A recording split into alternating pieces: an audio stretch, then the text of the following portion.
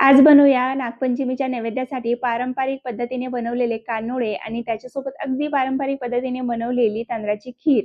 खरं सांगते, आपल्या पारंपरिक पदार्थाची चव काही वेगळी असते ना, एकदा खाल्ली की ती चव कायम लक्षात राहते. आणि आजची ही तांदळाची खीर तर इतकी छान लागते की एकदा घरी बनवली की तुम्ही पुन्हा पुन्हा नक्की बनवून खाणार आहे, इतकी छान होते. चला तर मग जास्त वेळ न घालवता पटकन आपल्या या साध्या, सोप्या आणि घरगुतीच रेसिपीला सुरुवात करूया. तर सगळ्यात आधी ना आपण खीर बनवून घेऊया. तर खिरीचा मेन इन्ग्रीडियंट्स म्हणजे तांदूळ.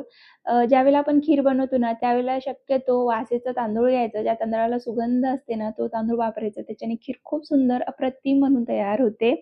तर माझ्याकडे सध्या तरी बासमती तांदूळच अवेलेबल होतं. त्यामुळे मी 1 वाटी इतकं बासमती राईस घेतलेलं आहे बघा.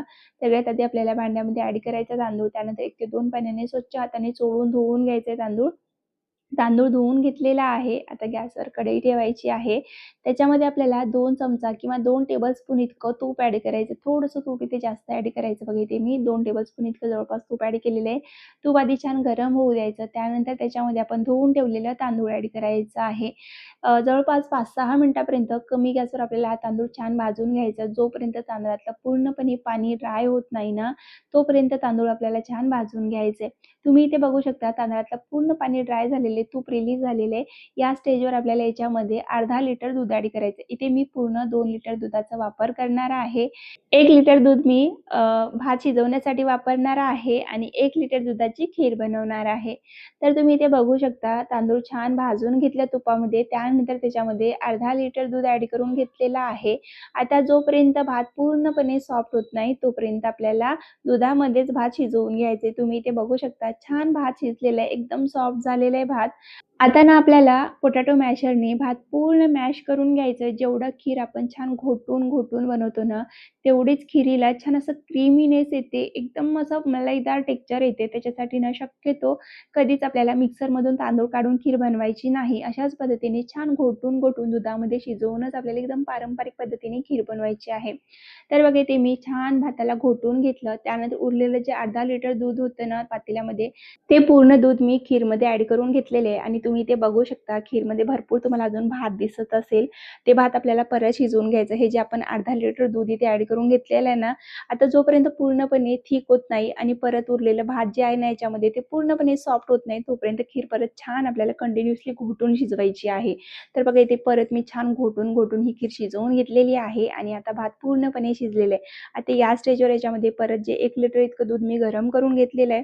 गरम करूनच दूध आपल्याला याच्यामध्ये ॲड करायचं आहे. आणि इथे मी पाण्याचा अजिबात वापर केलेला नाहीये. तर बघा इथे मी पूर्ण 1 लिटर परत दूध ॲड केलेलं आहे. छान ढवळून घेतलेलं आहे. आता ना आपल्याला याच्यामध्ये थोडंसं केसर ॲड करून घ्यायचं आहे. ऑप्शनल आहे. असेल तर ॲड करा, नसेल तर स्किप केलं तरीही चालेल. केसरने ना खीरला खूप सुंदर असा फ्लेवर येते आणि कलरही खूप सुंदर येते. त्याच्यामुळे बघा इथे मी केसर ॲड करून घेतलेत. थोडेसे आपण इथे ड्रायफ्रुट्स कट करून घेऊया. तर बघा इथे मी 10 ते 12 काजू, 10 ते 12 बदाम आणि थोडंसं पिस्ता पण घेतलेले आणि थोडीशी चारोळी पण घेणार आहे. इथे मी जेवढे आपल्याकडे ड्रायफ्रुट्स अवेलेबल आहेत तेवढे आपण ॲड करूया.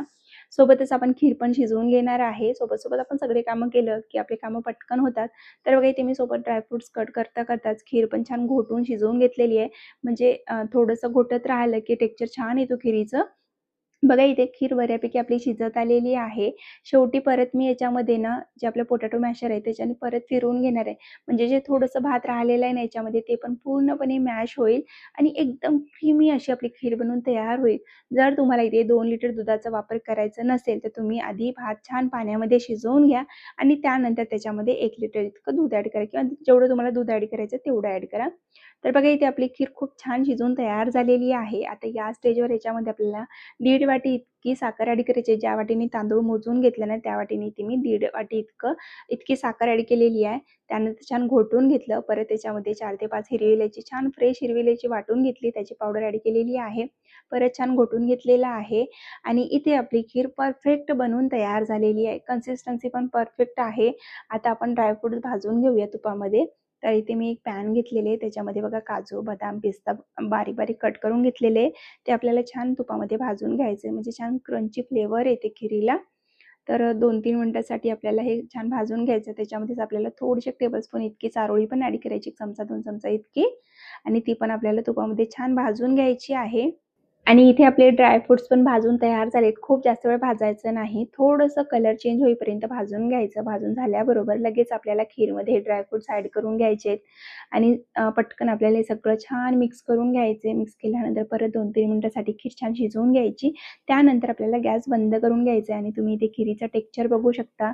खूप जास्त घट्ट नाही आहे, खूप पातळ नाही आहे. एकदम परफेक्ट कन्सिस्टन्सीमध्ये खीर बनून तयार झालेली आहे. आणि कानोलेसोबत खाण्यासाठी तर एकदम परफेक्ट आहे. खीर बनवून तयार झालेली आहे. बाजूला ठेवून घेऊया. आता लगेच आपण कानोले कसे बनवायचे ते बघून घेऊया. तर सगळ्यात आधी ना आपल्याला पीठ भिजवून घ्यायचं त्याच्यासाठी. तर इथे बघा मी 1.5 कप इतकं गव्हाचं पीठ घेतलेलं आहे. त्याच्यामध्ये आपल्याला पाव चमचा इतकं मीठ ॲड करायचं आहे, थोडंसं चवीनुसार. त्यानंतर त्याच्यामध्ये 2 चमचा तूप ॲड करायचं आहे. हाताने छान चोळून आपल्याला पूर्ण तूप पिठाला लावून घ्यायचं आहे. पिठाचा छान एक गोळा तयार झाला पाहिजे, असं आपल्याला व्यवस्थित तूप पिठाला लावायचं आहे. बघा इथे छान पेढा तयार झालाय. म्हणजे आपल्या पिठाला व्यवस्थित तूप आहे. एकदम कमी पण टाकायचं नाही आणि खूप जास्त पण टाकायचं नाही. आता काय करायचं, थोडं-थोडं पाणी टाकायचं आणि एक सॉफ्ट असं आपल्या पोळीचं जसं पीठ असते ना, तसंच पीठ आपल्याला इथे मळून घ्यायचं आहे. तर बघा इथे मी पीठ छान मळून घेतलेलं आहे. आता 5 ते 10 मिनिटासाठी आपण हा पीठ रेस्टवर ठेवूया, झाकण लावूया आणि 10 मिनिटासाठी रेस्टवर ठेवूया. 10 मिनिटं झालेले आहेत बघा. 10 मिनिटानंतर आपण परत एकदा थोडंसं तेल ॲड करूया याच्यामध्ये आणि पिठाला छान सॉफ्ट करून घेऊया. तर बघा इथे मी पीठ छान सॉफ्ट करून घेतलेलं आहे. आता ना याचे आपण छोटे-छोटे पेढे तयार करून घेऊया. तुम्हाला असं वाटत असेल ना, की खूप स्पीड वाढवलेली आहे, पण उगीच व्हिडिओ मोठा करण्यात काही अर्थ नाहीये. त्याच्यासाठी बघा इथे मी कुठे-कुठे जिथे गरज नाही तिथे स्पीड वाढवलेली आहे आणि इथे आपले छोटे-छोटे पेढे तयार झालेत. आता आपण कानुले कसे बनवायचे ते बघूयात. तर सगळ्यात आधी ना पोळपाटाला थोडंसं तेल लावायचं किंवा तूप लावायचं. तूप, तेल तुम्हाला आवडीप्रमाणे लावून घ्या आणि त्यानंतर एक छोटंसं पेढं घ्यायचं. त्यानंतर बघा असं थोडंसं थापून घ्यायचं किंवा लाटून घेतलं तरी चालेल. तर बघा अशी एक पातळ पोळी लाटायची. आपल्या पोळीपेक्षाही थोडीशी पातळ पोळी लाटायची. कारण आपण हे वाफवून घेणार आहोत, त्याला भाजणार नाही आहोत आपण. त्याच्यासाठी एकदम पातळ पोळी लाटायची आपल्याला. एकदम मोठी नाही, मीडियम साईजची पोळी लाटायची आणि त्यानंतर बघा असं ट्रायंगल शेपमध्ये आपल्याला पोळीला शेप द्यायचं. फोल्ड करायचं आणि परत एकदा फोल्ड करायचं म्हणजे आपले कानोले तयार होतात. एकदम सिंपल आहे. बघा हे परत एक मी पोळी बनवून घेतलेली, एकदम पातळ पोळी बनवून घेतलेली. पोळीच्या शेपकडे जाऊ नका. थोडीशी, कारण एकदम पातळ लाटायची असते आणि पीठ पण लावायचं नसते. त्यामुळे बघा ही पोळी लाटून घेतली. त्याच्यावरून थोडंसं बघा असं तेल किंवा तूप लावायचं आहे सगळ्या बाजूनी आणि इथे मी आधीच भरपूर तेलाचा वापर केलेला आहे पोळी लाटण्यासाठी, म्हणून मी खूप जास्त तेल लावलेलं नाहीये. जर तुम्ही पोळी लाटत असताना थोडंसं कमी तेल लावले असेल ना, तर पोळी फोल्ड करत असताना व्यवस्थित मधून तेल लावून घ्या आणि त्याच्यानंतर बघा इथे मी 5 कानुले बनवून घेतलेले आहेत नैवेद्यापुरते. तर सगळ्यात आधी आपल्याला एक स्टीमर तयार करायचं. तर बघा चाळणीमध्ये थोडंसं तेल लावून घेतलेलं आहे. त्यानंतर आपल्याला हे कानुले ठेवायचे आहेत आणि आता स्टीम करायला ठेवायचे. त्याच्यासाठी बघा इथे मी एक कढईमध्ये 2 ग्लास पाणी ठेवलेले, त्याच्यावर एक स्टँड ठेवलं आणि त्याच्यामध्ये आपल्याला ही चाळणी ठेवायची आहे. त्याच्यावरून एक झाकण लावायचं आहे आणि 15 ते 20 मिनिटासाठी एकदम कमी गॅसवर आपल्याला हे कानोले शिजवून घ्यायचे, वाफवून घ्यायचे आहेत. जोपर्यंत आपले कानोले वाफवून तयार होत आहेत, तोपर्यंत आपण इकडे खीर सर्व्ह करून घेऊया. बघा एकदम क्रीमी, मलाईदार, एकदम बासुंदीपेक्षा, रबडीपेक्षाही भारी जर तांदळाची खीर बनवून तयार होत असेल ना, तर आणखी काय पाहिजे? आणि सणासुदीला तर याच्यापेक्षा जास्त काहीच नको आहे. इतकी सुंदर, इतकी अप्रतिम खीर बनवून तयार होते ना तांदळाची. जर तुम्ही या पद्धतीने बनवून तयार केलं तर मिक्सरचा वापर अजिबात करायचा नाही. फक्त घोटून खीर शिजवायची म्हणजे त्याच्यात एक क्रीमीनेस येते. तर बघा इथे मी खीर सर्व्ह करून घेतलेली आहे आणि सोबतच आपले कानोले पण इथे बनवून तयार झालेत. 20 मिनिटापर्यंत एकदम कमी गॅसवर हे कानोले मी वाफवून घेतलेले आहेत. आता आपण कानोले सर्व्ह करून घेऊया. तर बघा इथे कानोले सर्व्ह करून घेतलेले. याच्यावरून थोडंसं तुपाची धार टाकायची खात असताना आणि गरमागरम खिरीसोबत हे कानोले सर्व्ह करायचे. आता आपण बघा इथे सगळं सर्व्ह करून घेतलेलं आहे. तर तुम्हाला ही रेसिपी कशी वाटली? व्हिडिओ आवडला की नाही? तुम्ही आज नागपंचमी स्पेशल काय बनवलात? कमेंट करून नक्की सांगा. तुम्ही कानोले आणि ही खीर बनवता का? ते पण सांगायला विसरू नका. व्हिडिओ आवडला असेल ना, तर व्हिडिओला एक लाईक करा. त्यासोबतच चॅनलला सबस्क्राईब करायला विसरू नका. पुन्हा भेटू अशाच एक नवीन व्हिडिओमध्ये. तोपर्यंत बाय.